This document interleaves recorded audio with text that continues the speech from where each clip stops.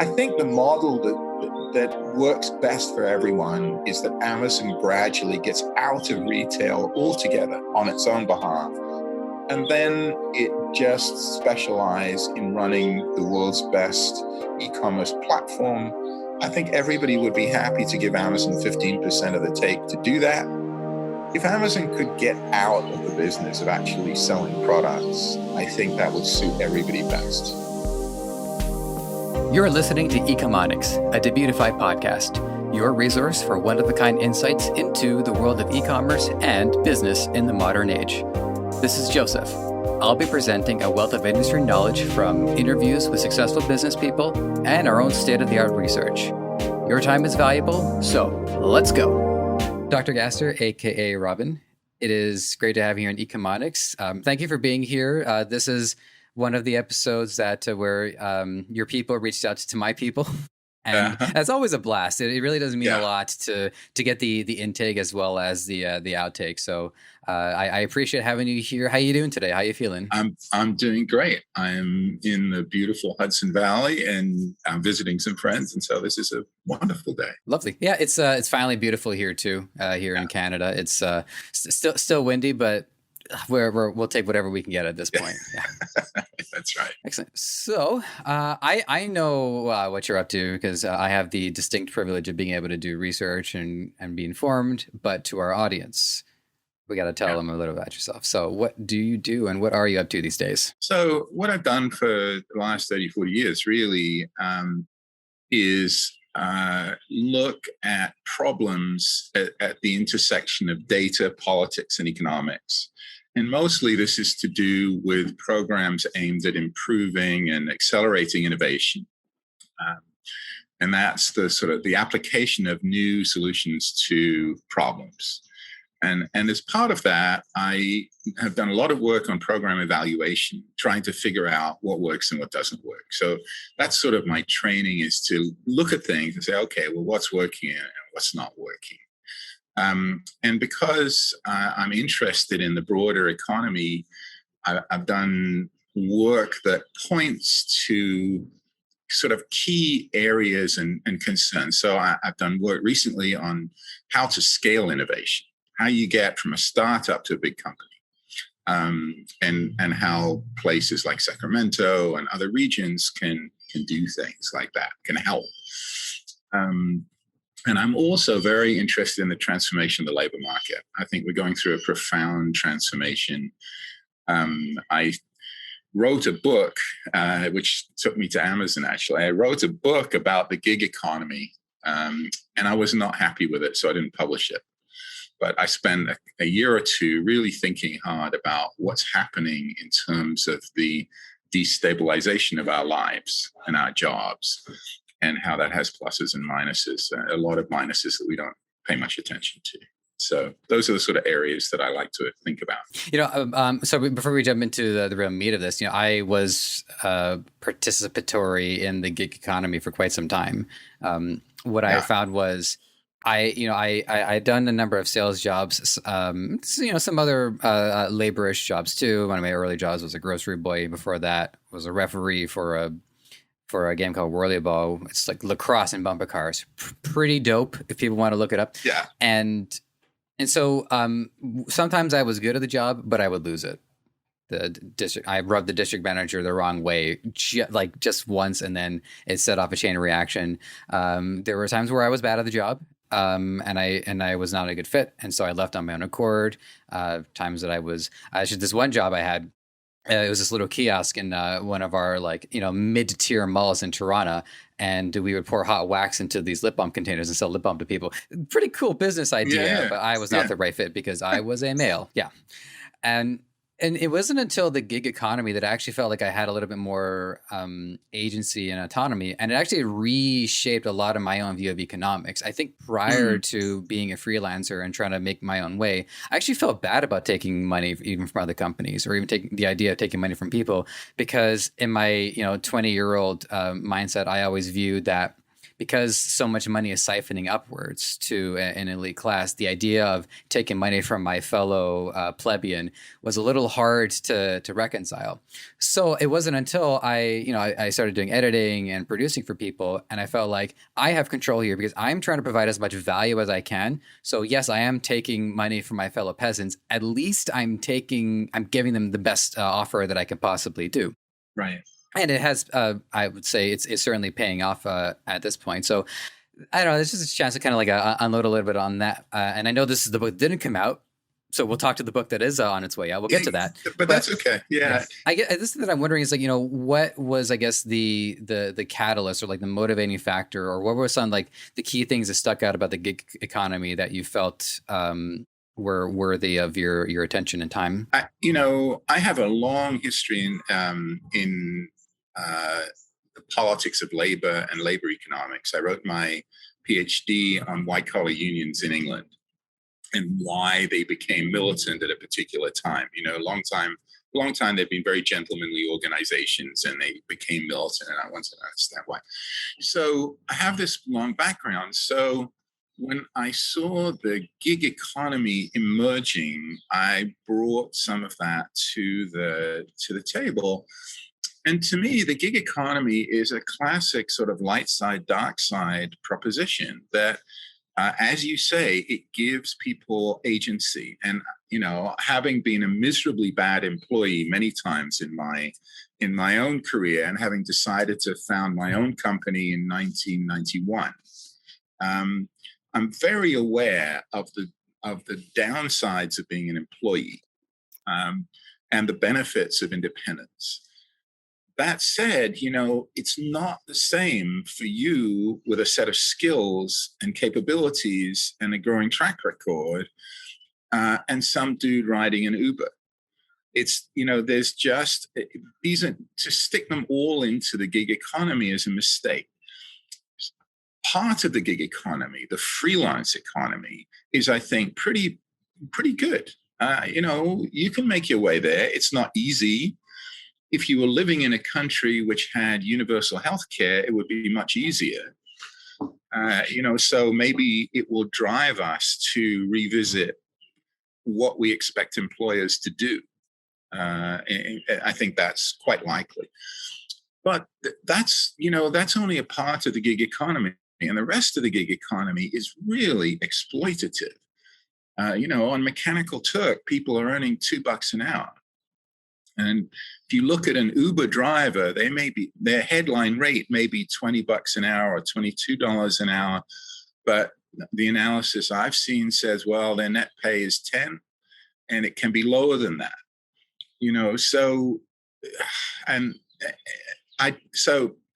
I think we need to understand that just like labor unions emerged in the mid-19th century, and we got a new social contract after the New Deal in the mid-20th century to rebalance between employers and workers.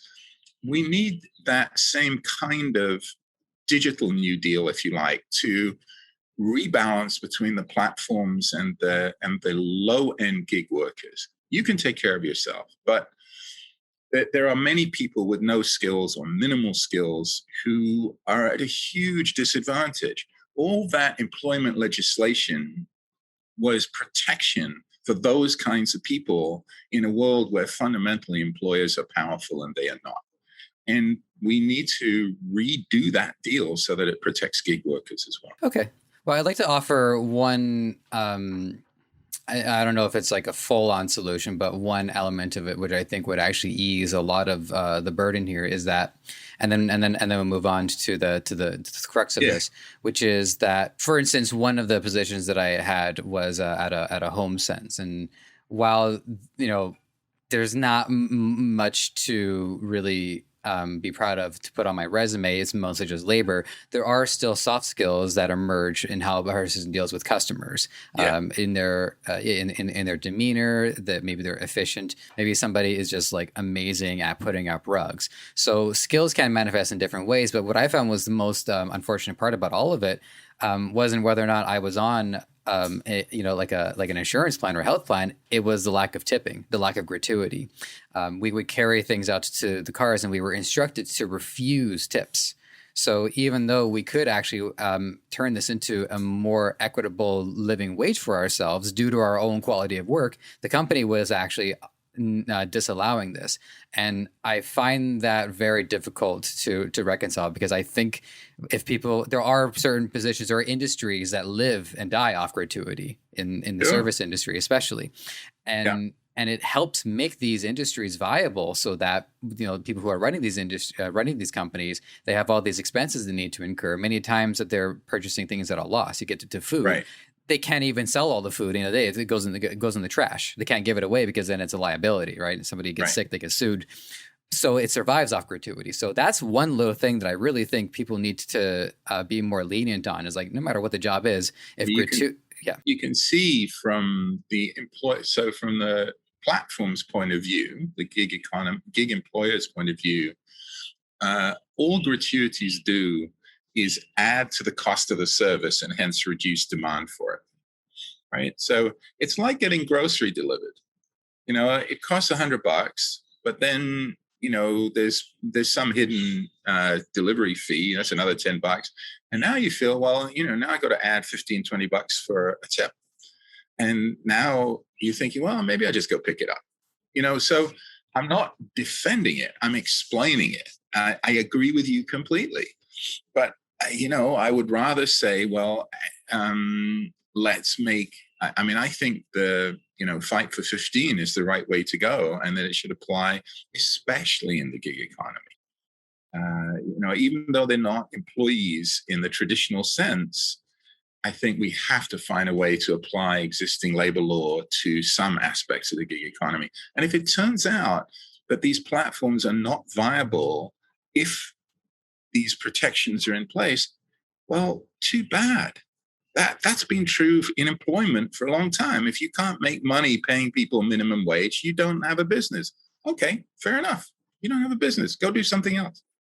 So I have no sympathy for the platforms. Zero. But I appreciate your insight, and I think the audience can understand that. We can certainly keep going off on this thread. So, we'll bring you back. I'd love to pick your brain more about this. But today we wanted to talk about Amazon. So now that we're all lovingly warmed up, let's get into this.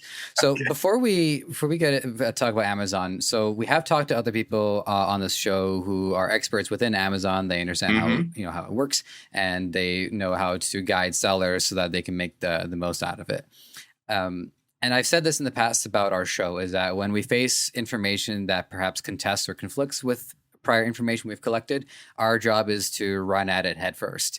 And that's what I want to make sure that you are free to express yourself however you feel. So don't hold back just because Amazon happens to be a platform that many, if not most, of our audience will do or will rely on. So with that, I would like to start by hearing, at what point did Amazon's empiric growth have such an influence on you, to the point of writing and speaking about it and guesting on the podcast. And so let's go for there. Let's start there. Well,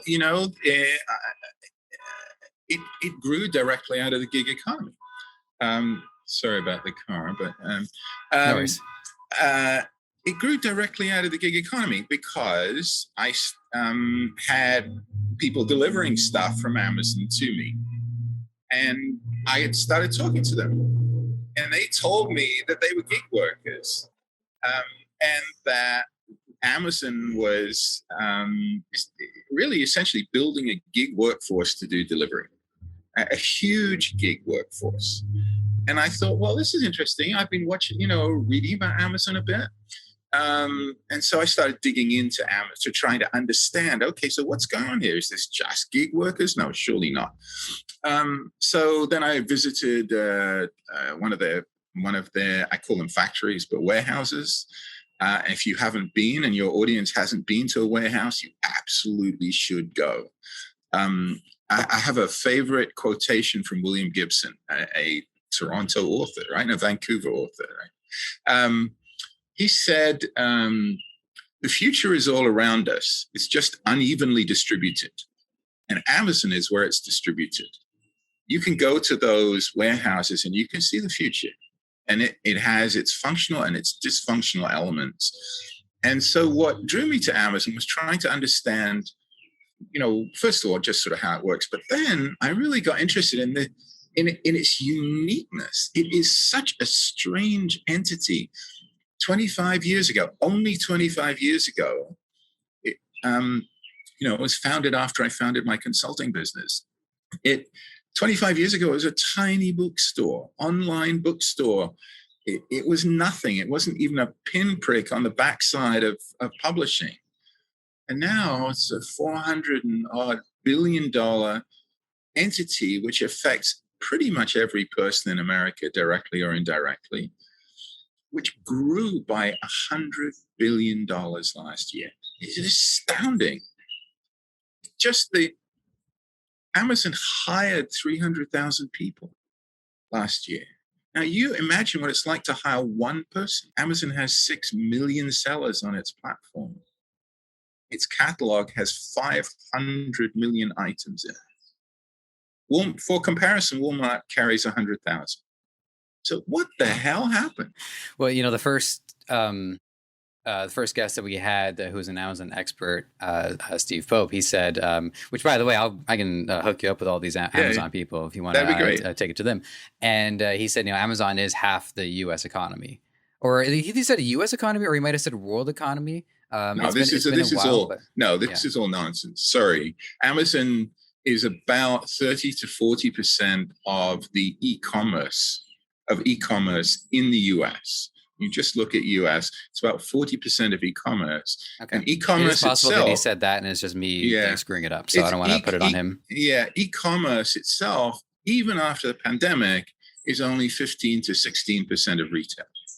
So they are a small piece of the overall retail sector, and the retail sector itself is a small piece of the economy.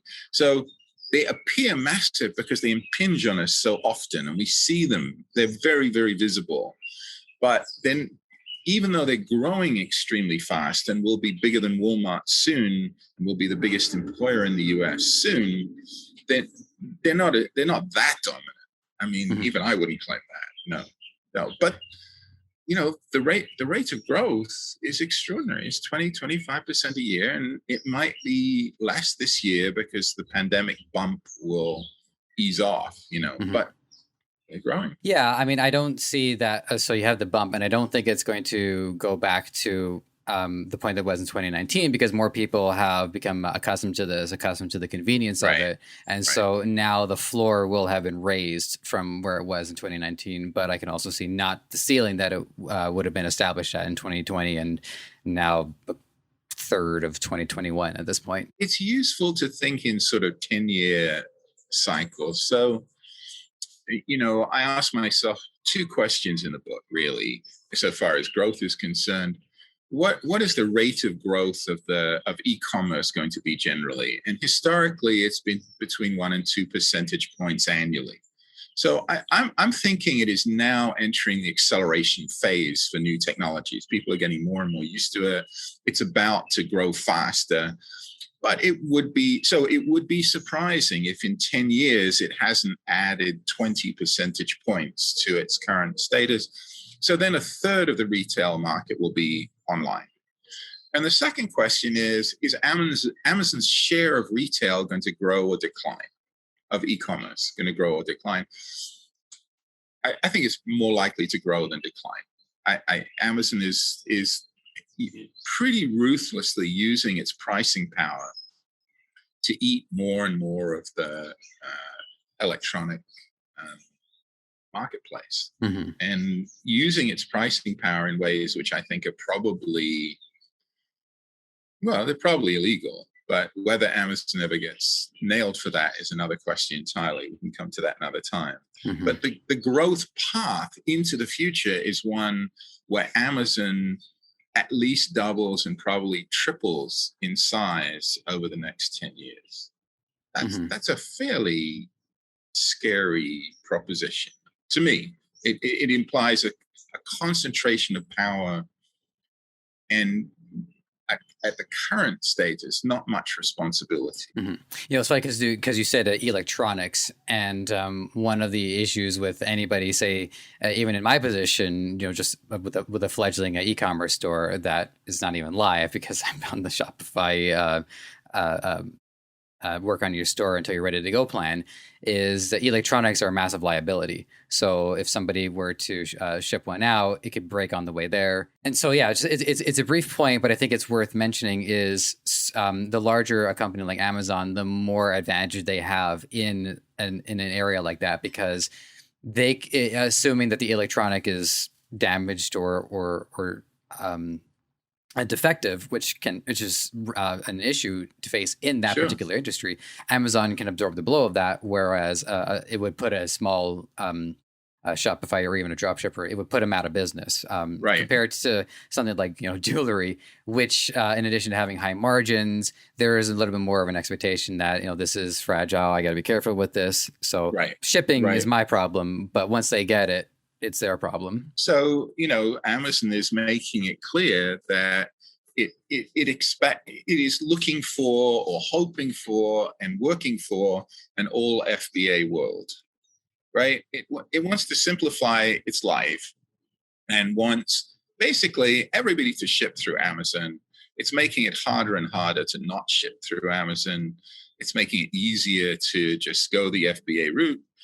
That's fine for Amazon. It leaves, sellers with less choice and less control. But you're an exact case. For you, if damaged goods would kill you, then you need to have Amazon be your shipper, right? Isn't that the reality? Yeah, I mean, I'm afraid it's worse than that. I mean, I wouldn't even want to get into that niche whatsoever. Just because having to incur the cost of it, let alone the shipping. It would help to have a shipping nexus such as Amazon's to alleviate the burden on that side. But that's one variable. There's 100 other things that I would worry about as well. Exactly. Yeah. Plenty. Yeah. So I was very particular about which product that I'm getting into with my own e-commerce, and it does not need to be plugged in. So, okay. so that's a start, right? Yeah, it's a start. Yeah. So one. This is a position that I'm starting to think more carefully about, and I expect to be wrong, but that's okay. If I look, one of my belief systems is around institutionalization and a way where something can be worked into a collective muscle memory for society. And so one example of this is Google. It got to a point where somebody would say, oh, just Google it. Google had replaced the term search. It being the largest, most robust search engine out of all of them, it's clearly by many considered to be the best option for searching. At a certain point, I stopped trusting the results. I started to, my tinfoil hat spiked up, and I started to feel as if the results were more geared toward one side rather than another. So I switched to DuckDuckGo. It was purely an ideological divide between me using DuckDuckGo versus using Google. Right. If not for that, Google would become the search engine of all, to the point where competition would be needless. It would be a waste of resources for anybody else to try, because it had become so worked into our collective societal conscience that it's basically now public utility. Exactly. It is a public utility. And the only argument I would have with you is to say it would happen. No, it has happened. I know DuckDuckGo, I've used it, but the convenience and scope of Google is overwhelming, and I don't know what share of internet search in certainly in the US Google has, but I would imagine it's well north of 90% now. Right, but this is no longer a market. The difference is that there are, even if it's just a crack, the fact that there are cracks is where things are an issue principally, because there are other searches. It's not just DuckDuckGo. There's Bing and there are other ones as well. I think that's a mistake. I mean, that is to say, so I'm pushing back here. No problem. I want to hear it. If a market is 90% dominated by Google, the fact that 10% is not is effectively irrelevant. These people are scrabbling around on the margin. They are in reality, they are providing a fig leaf for Google's monopoly power. So the fact that they exist from an economic perspective is irrelevant because Google sets prices. Google sets the terms of engagement with customers. Google controls almost all the customers. Advertisers have to come to Google. That's why Google has the incredible margins and results. I mean, it can't waste money fast enough on all its other insane projects to account for the gusher that it's sitting on. And this is because it's a monopoly. It may pretend not. I mean, there are economic tests for what is a monopoly. And basically, the sort of core test is, do you have pricing power? Can you set your prices? And the answer for Google is absolutely yes. So Amazon is a bit different because of the marketplace. And I think Amazon, so, everybody in your audience knows what the marketplace is. Most other people don't really understand that a majority of what's sold on Amazon is not sold by Amazon.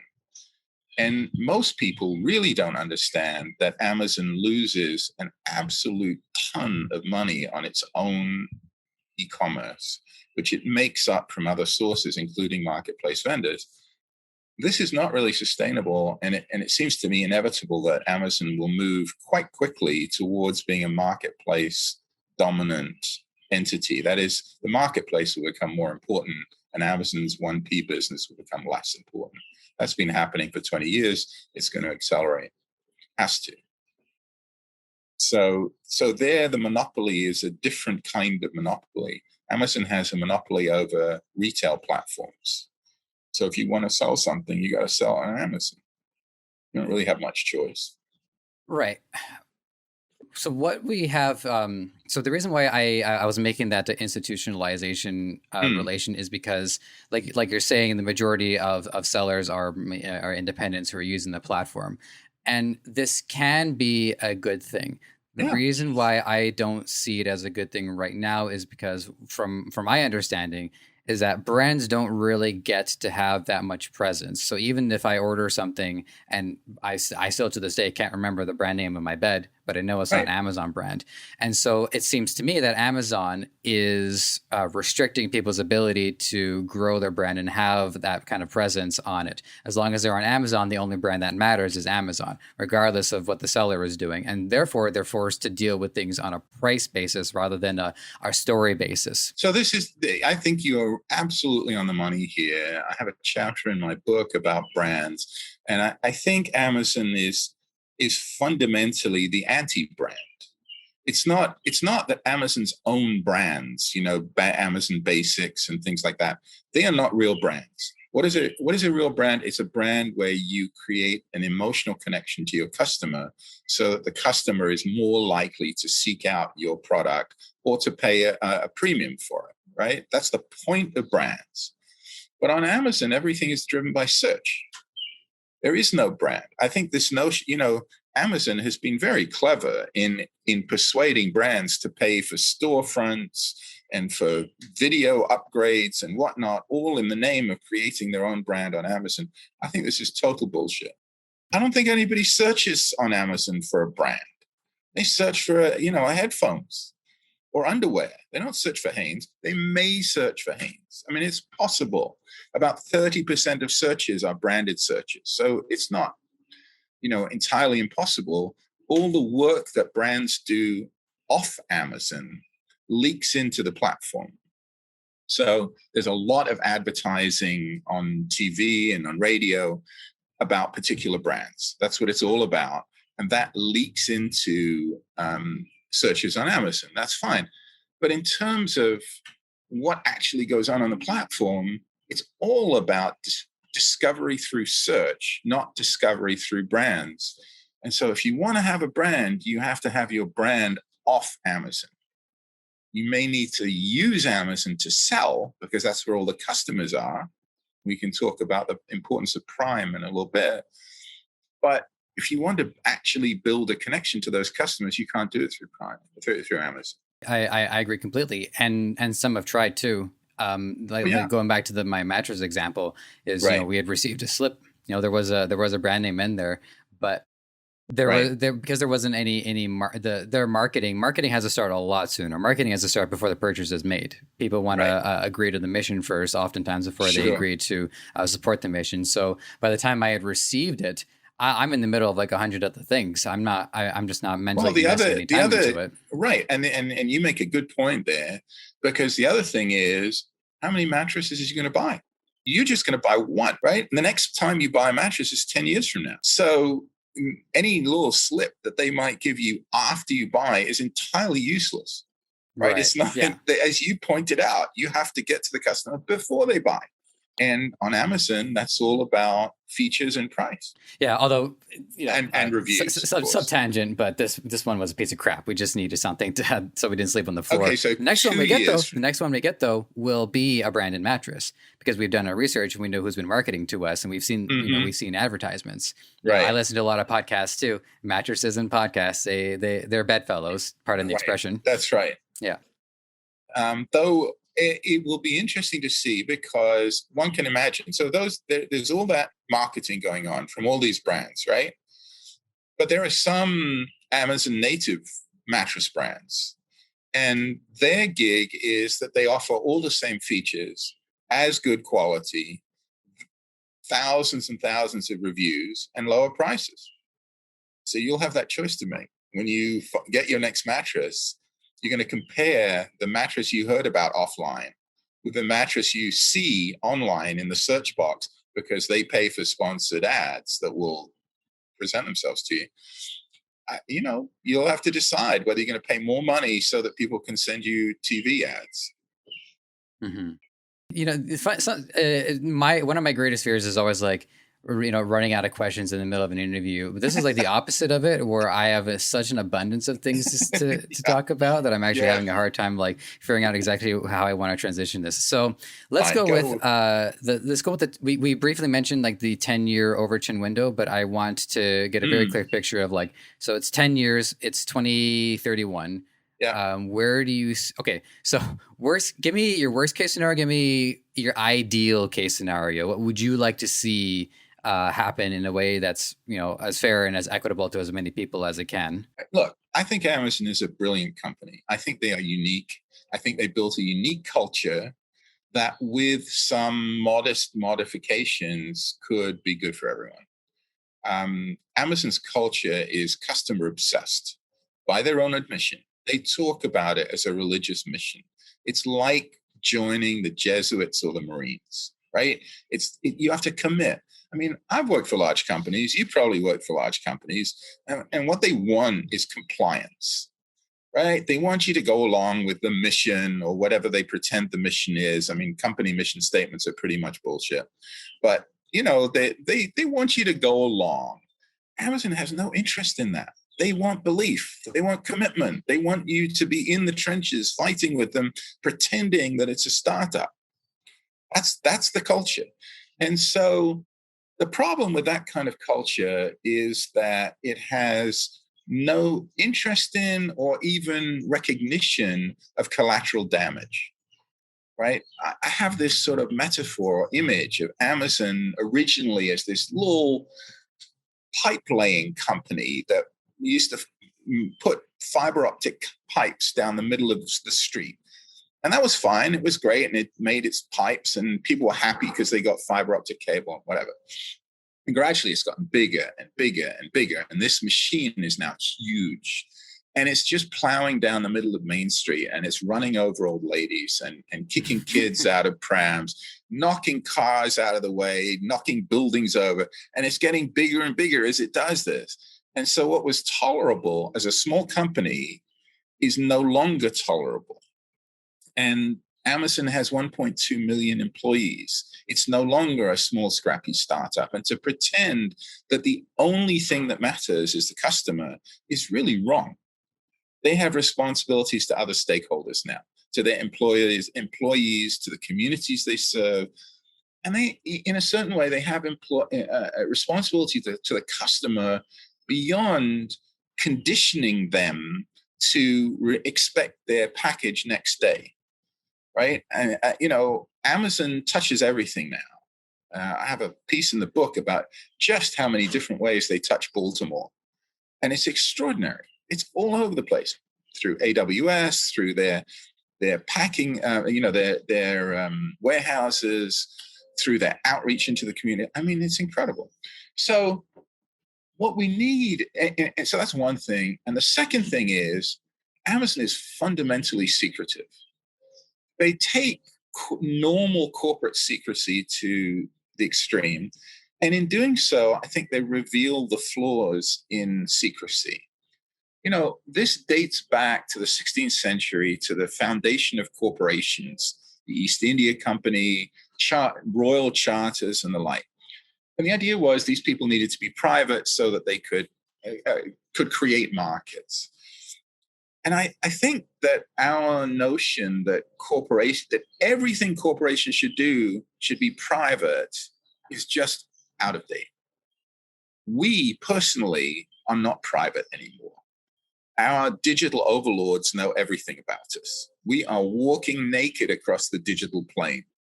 They can impose a colonoscopy on us at any moment they care to look at our digital world. And we know nothing about them. They're under no obligation to tell us anything. So your friends who sell on Amazon don't even know how the algorithm works that defines who wins the buy box. They know nothing. They don't know how Amazon in aggregate treats its justice system, suspensions, reinstatements, fees, nothing. This is not tolerable. And we have a different model out there, which is the utility model, where utilities are accepted as monopolies, and in exchange, they accept certain limitations on what they can do. And that is not exactly relevant here, but what is relevant is that they have to reveal everything about their business. Because they're a monopoly, the market doesn't do it. So we have to know, what are their labor costs? What are their capital costs? How do we get to the right price for them? I don't want that kind of regulation, that detailed pricing regulation for Amazon. It's not necessary, but I want them to be forced to reveal their inner workings. They are big enough and monopoly enough that hiding behind secrecy is just untenable. Imagine a world in which Amazon had to tell you everything, had to tell you what its turnover rate was in the market, in the warehouses. I think their turnover rate in the warehouses is probably north of 100% a year. That is more than their entire workforce leaves. Well, that's different from the picture that Amazon paints. The people they trot out to tell us how wonderful life is in the warehouses. Being forced to reveal what is going on in Amazon, on the platform, in the warehouses. And look, 10 years from now, Amazon is going to be a huge presence in your personal home, in particular, helping to manage your healthcare. Alexa will be the gateway between you and the healthcare system. And if Amazon is allowed to do that entirely in secret and without knowing what they do with that data, that's very worrying. So that was my rant for the day. Okay. So the idea of relying on the government, who themselves are, bastions of transparency, it seems like having the government do the reveal is wishful thinking. So what would it take in order to expose and to have enough of a collective enough collective pressure to to basically do what you're three things. Okay, go ahead. It needs three things. First, we need a new deal. We need a digital new deal that outlines what is acceptable behavior for a platform. For example, there should be a demand that platforms be non-discriminatory. That they should not be allowed to offer different prices to different people. It's sort of like net neutrality for platforms, right? So that kind of regulation that just says, look, you have to be fair. And there are a number of different places where one in my book, I have a sort of charter, if you like, of what the boundaries of this new digital new deal should look like. So you need that. Then you're right. You need the capacity to enforce it. And I think you need a new regulator. honestly. And I think you need a huge new regulator because these companies are huge. A couple of hundred Justice Department lawyers, most of whom don't know anything about the digital economy, is not going to cut it. You need a digital regulator. I think the Europeans understand this, though probably they will over-bureaucratize it because that's what they do. And I think that the digital platforms, the big players, should pay for it. That's fine. We don't need taxes. We can just use user fees, and they can pay a couple of billion a year between them to run a big, smart, fast entity. And the third thing comes from Amazon itself. Amazon, as you may know, runs on APIs, on application programming interfaces. Why is that? Because Amazon has thousands of small teams. And it's impossible to have thousands of small teams if you don't have electronic information exchange. They would just drown in information overload and emails, right? I mean, it would be impossible. You couldn't possibly manage it. So very smartly, 20 years ago, they moved to an API model. Well, this is great. It means that those APIs are available for regulators. Look, the notion that you can do antitrust on Amazon and say, okay, in the fall of 2020 during the pandemic, you were pricing too high or pricing too low. And so, the regulators spend a couple of years mulling this over and they say, yes, okay, there's a case here. Let's do some discovery. So Amazon gives them 10 million or 10 billion documents to go through, right? And they go through that and, 3 more years pass. And finally, it starts to reach the courts. And 8 years in, we're finally in trial, right? But that's the good part, because Amazon then turns around and says, well, in the fall of 2020, during the Christmas season, and this is actually a fact, we made 10 billion pricing changes. Which ones are you pointing to? I mean, this is ludicrous. This model is a 19th century model for managing a 21st century problem. You have to do it in real time. You have to do it electronically. You have to have tools that will monitor those price changes just like Amazon does. And say, okay, we can see where Amazon's pricing is predatory. We can see where it's below cost. And Amazon does price below cost. Well, that means that its competitors are underwater, right? Because in a search-driven environment, they have to match prices. Amazon can kill anybody. Well, I did notice one of your articles. It was a case study on. Let me see. I actually had opened up the website too, just because it was. Oh, did I? Gearflow. Yeah, sure. You did write an article about that, so I think this would be helpful to touch on. So before we get into that, one thing I also wanted to tell you about was, so a previous position that I had held, we were trying to adopt the kind of scaling model that Amazon had adopted, which is operate business at a loss until enough control is established that competition can no longer work their way in. It was like the Amazon, but for luxury watches. Didn't work. Well, I mean, head office is still fine, but the losses were just ramping up too quickly because you're trying to convince a business who had already had one model, and they were slowly growing from there to now suddenly go 10x, have a bunch of different locations, and God bless my boss for giving it a try. Like his logic was sound. It's just that the company just was not willing to keep it going for X amount of time. Right. So different companies are trying to do this, where they're trying to price out the competition, not on the scale that Amazon is, but at the very least within their target market. Now, saying price out, I feel like I'm being a little bit too mean to Gearflow. So let me. They're specifically not doing that. Yeah, exactly. But what they are trying to do is have a platform comparable in terms of what kind of level of service people are expecting, where they can go there, they can. No, they're not expecting to be comparable. You see, this is the key. So 2 points emerge from what you said. Sure. Number one, I think trying to compete with Amazon on price is idiocy. I think you cannot underprice Amazon because that's what they do. That's their model. They come into a new market or a new segment. like what Gearflow does, which serves construction equipment parts, pieces for bulldozers, that kind of stuff. And they come in and they look and see what bulldozer parts really sell, and they underprice them. And their model is to not have expertise, not treat it as a niche, treat it as a mini mass market. Right? There's nothing special about this. It's not a luxury model. It's just, we're going to compete with you on price and delivery. That's what we do. So if you think you can compete with Amazon on price, you're delusional, because Amazon doesn't have to relate its price to its cost. It just keeps cutting prices until it achieves market share. That's what it does. So how do you compete with this? You have to rely on non-price characteristics and features, right? So Gearflow has deep expertise in these parts. They know exactly what part fits with what model, what precise model.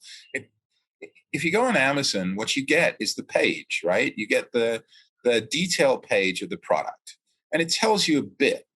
But it sure does not tell you this model works with this, and this, and no, it doesn't work with that, and that. And if you want that, you got to go somewhere else. Here's the other part. No, it's not interested in that. It's just come in, buy your product. If it doesn't work, we'll send it back, right? No problem with returns, except for Gearflow. Gearflow is serving a market where every day of a big construction project that doesn't have the right part is $1 million, right? They cannot afford Amazon's sale or return. So instead, Gearflow is offering expertise and service in a fairly deep way. And I think that's a model that has opportunity, because Amazon is never going to do that. They're never going to build the expertise. It's not what they do. That's why Amazon's foray into high-end apparel and fashion is hilarious. I mean, bluntly, it's just hilarious. It's hubris and hilarious, just like their entry into groceries is hubris. It's ridiculous. Mm-hmm. Honestly, this is going to be the biggest failure of Amazon's entire history, groceries. It won't cost them a huge amount of money, but it's not going to work. So there are ways to compete with Amazon by building your brand off the platform, by building alternative platforms.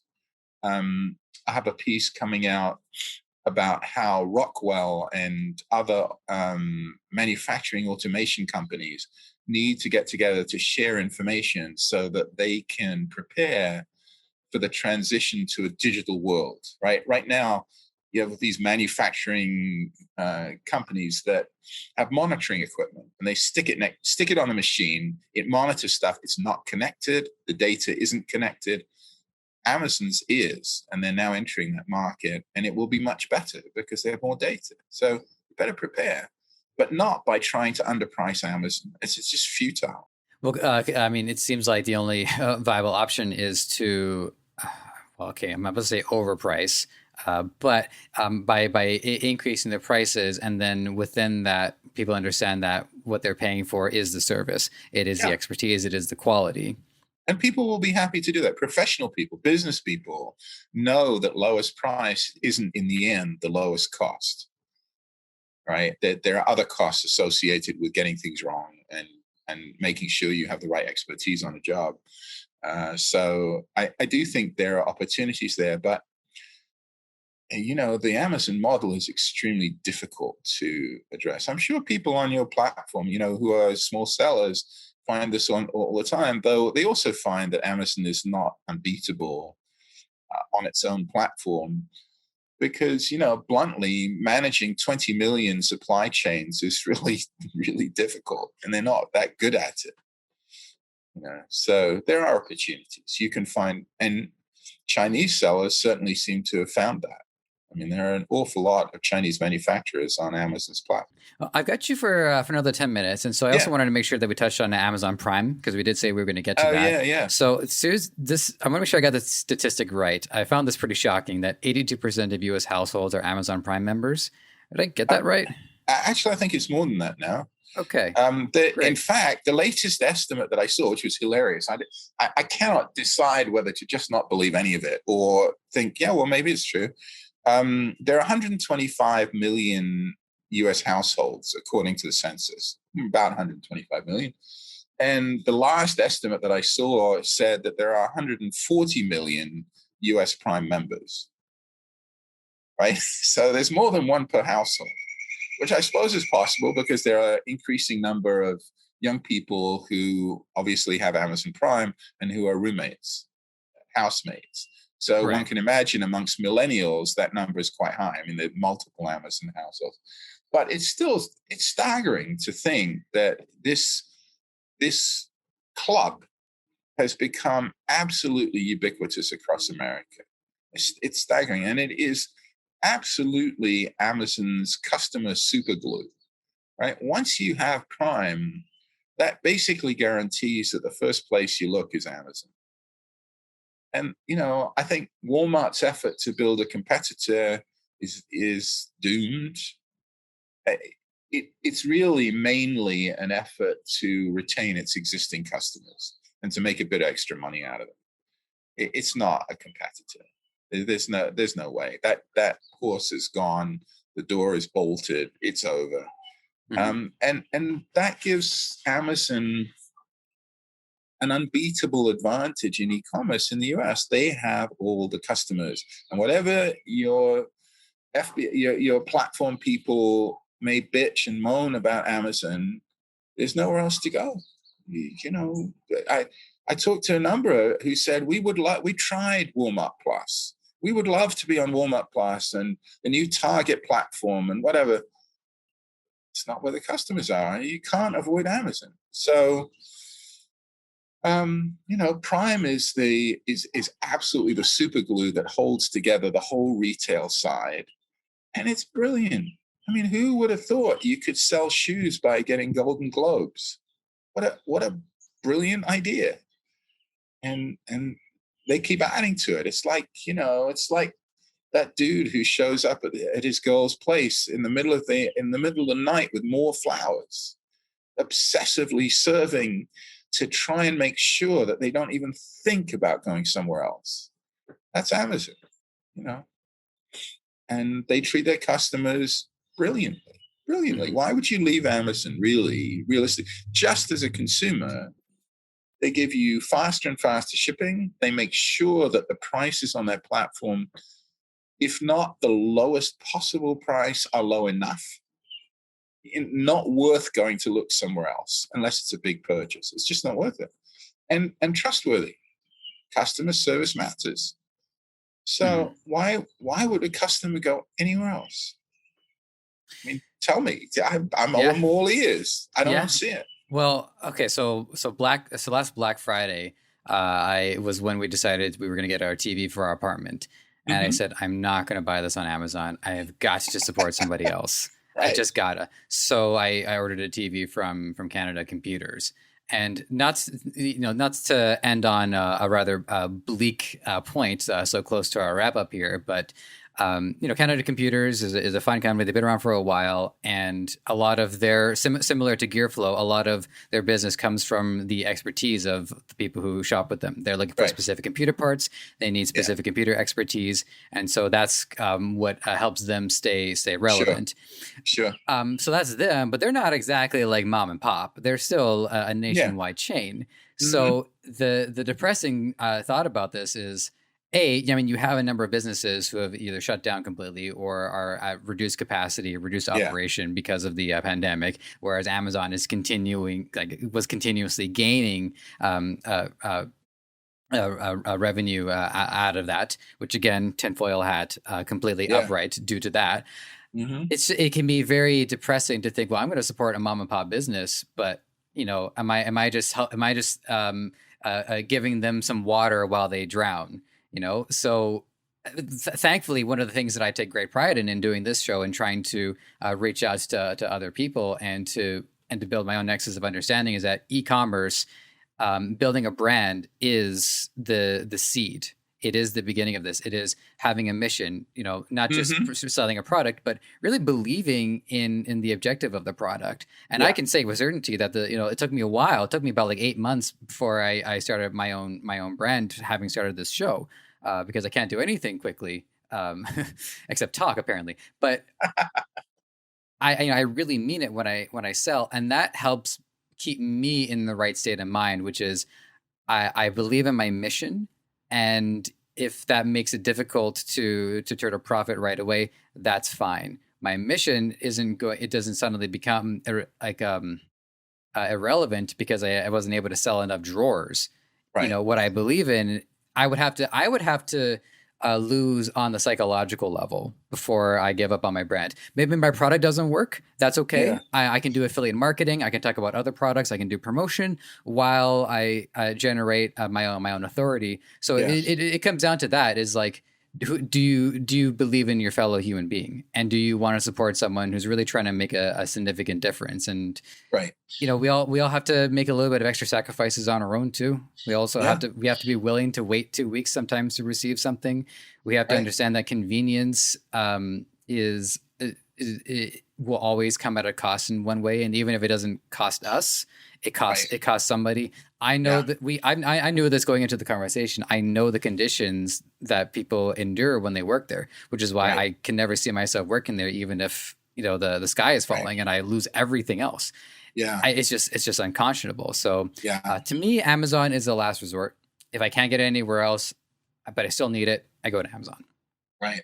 Right. Well, more people. I mean, there are people who believe that. There are people who avoid Amazon, but the reality is that Amazon gets new customers every day, and it gets more new customers than customers leave or check out. There's no sign that Amazon is suffering. It's still, the first or second most trusted company in America. And from a consumer perspective, that's pretty understandable.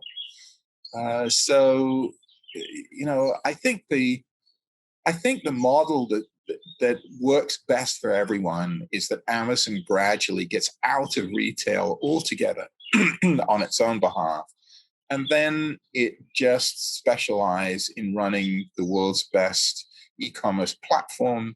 I think everybody would be happy to give Amazon 15% of the take to do that. I think, it's probably overdoing the advertising already and is hurting its brand by doing too much advertising on its. So there are limits to that. If Amazon could get out of the business of actually selling products, I think that would suit everybody best. And when they're continuing I believe they're continuing to take a loss at it anyways. And it's sort of inevitable. I mean, look, in what conceivable world does Amazon have a competitive advantage in furniture? I mean, IKEA is better at it. Yeah. They just are. So is Wayfair. They're specialized. They know what they're doing. Amazon is in there, and it's grabbing for revenue because its whole model is revenue growth. That's how it knows that it is satisfying more customers, right? It's meeting its mission by growing. And that's top line growth, but not profit. So it keeps expanding into more and more unprofitable areas. This is inevitably not going to be sustainable. So eventually, I think Amazon will get out of retail. I don't.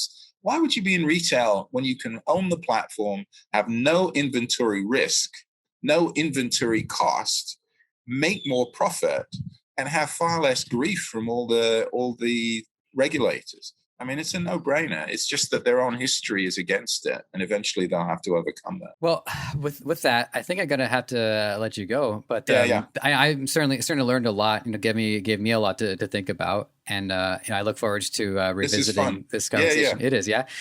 So, if you have any final words or any parting wisdoms, a preferred Chinese proverb you like, you're welcome to share it, and then let the audience know how they can look into more of what you do.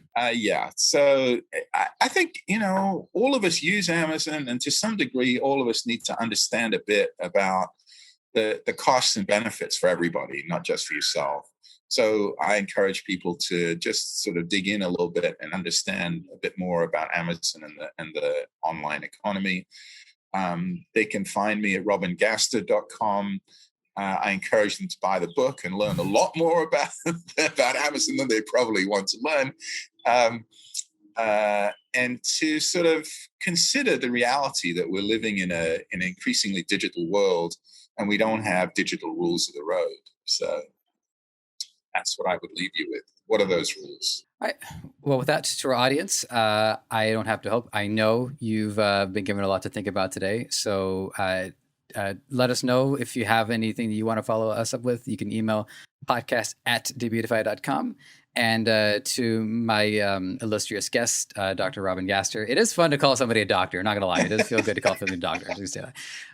It's been a blast having you, and I look forward to picking up where we left off. So terrific! I look forward to that too. Terrific. And to my audience, all the best. Take care, and we will check in soon. Reaching out to local businesses in my area, and I said, "Hey guys." Hey, this is Joseph from Incumetrics. Just wanted to thank you for being here and for giving this content your time and attention. I hope you learned something. I can say with certainty, I have learned something with every episode that I have done, and I don't see that changing anytime soon. There's a couple things you can do to help us out. If you want to check out the audio content, we are available on all major podcast platform distributors. And while you're there, give us a 5-star review. It helps a lot. And while you're here on YouTube, there's a lot of things you can do to help out as well. It's not going to take very long. Subscribe to the channel, hit the like button for this episode, and hit the notification bell so when we have new content for you, it's going to be at your doorstep ASAP. Lastly, this podcast is created by Debutify, the best Shopify template available. It is 100% free for you to start, and it can change your life. It can make you so much more free than you are right now. So if this episode wasn't enough to convince you, I think a few more might do the trick. So have at it.